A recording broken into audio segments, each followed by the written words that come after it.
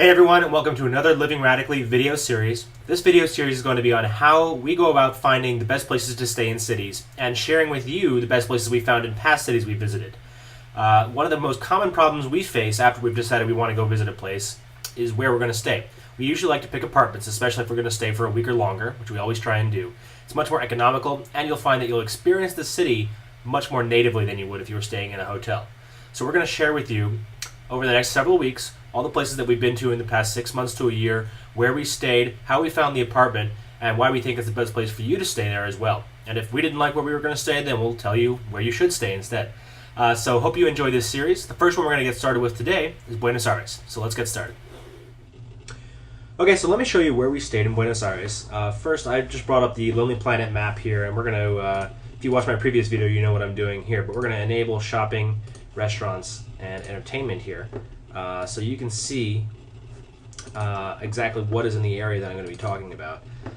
Where we stayed is in the Palermo Soho neighborhood of Buenos Aires, and it's kind of a new and up-and-coming area. It's already pretty chic now, but it's still continuing to become nicer as you head north here and out this way. But this is Palermo Soho. This is a really dense area of restaurants, shopping, clubs, nightlife, a lot of different new stores and new shops that are opening up in Buenos Aires. And it's a really nice area to walk around. It's a lot of tree-lined streets. Now, the apartment I rented was right on the corner of Costa Rica and Malabia, which is perfect because it's right in walking distance to a lot of these other shops. You can also even walk up to Palermo Soho. It's a little bit of a longer walk. Some people told us that you should be aware because there's actually a set of train tracks running through here, and you shouldn't really walk across those at night. But during the day, it's certainly not a problem. There's a bunch of restaurants over here that you should definitely try as well. And it's pretty nice staying in here as well. Now, some of the benefits is that like I said, there's a lot of things in walking distance. However, if you are talking about going to see the sights in the daytime, I'll just bring that up. It's actually quite far from a lot of the sites. So what you'll need to do is walk to the metro stop. And there's one right up here that's going to run you downtown, and then there's one down here on Avenida Cordoba that'll run you downtown as well. Those are actually quite far. It's about a 10 to 15 minute walk from the apartment if you're staying in this general area in here. My philosophy in general is that it's better to take a taxi or to take a metro to see the sights during the daytime, so that when you come back at night, you can just walk out to a restaurant and walk back again at the end of the night. It's just a lot easier, and you can save a lot of money on taxi cab fares that way as well. I would definitely recommend that. Another area people talk about is Recoleta, which is actually over here. You can see Recoleta here. This is a much more touristy area, and it's a much more upscale, older area, I would say. There's a lot of older, more ritzy places. I tend to like a more newer urban than Recoleta gives you, so that's why I would go with Palermo Soho. So that's where we stayed. I would, if you're looking for a company to rent with, I definitely have some recommendations for you there. But the company I used, I found through a simple Google search, but the name of them is MySpace BA, actually, which is kind of funny. I have no complaints about them. They're very professional. They met us at the apartment. They showed us around. They gave us the keys.